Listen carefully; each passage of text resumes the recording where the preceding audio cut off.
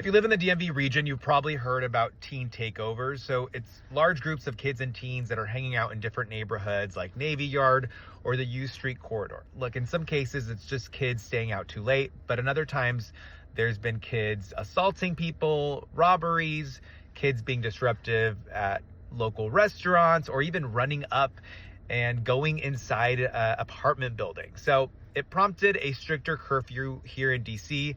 Universal 11 p.m. curfew. It includes 17-year-olds. It also allows DC police to set up special curfew zones where kids aren't allowed to hang out starting at 8 p.m. But while the city was having the conversations about youth curfew and what kids are supposed to be doing, another question came up. Well, where are kids supposed to hang out? There's no malls for kids to hang out. Movie theaters aren't cheap. They're not hanging out there. And even going to sports games at high schools, that requires now adults to accompany kids. So the question is, where in DC can kids hang out? So now Ward 2 Councilmember Brooke Pinto, she chairs the Committee on the Judiciary and Public Safety. She's introduced a legislative package that's called the Prosper DC Plan.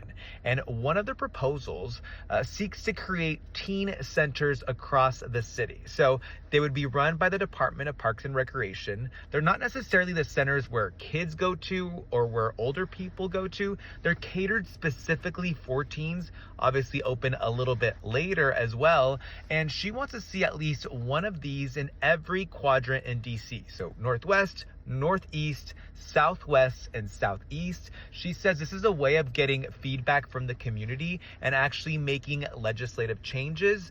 What are your thoughts? Do you think this will really work? I'll read your comments.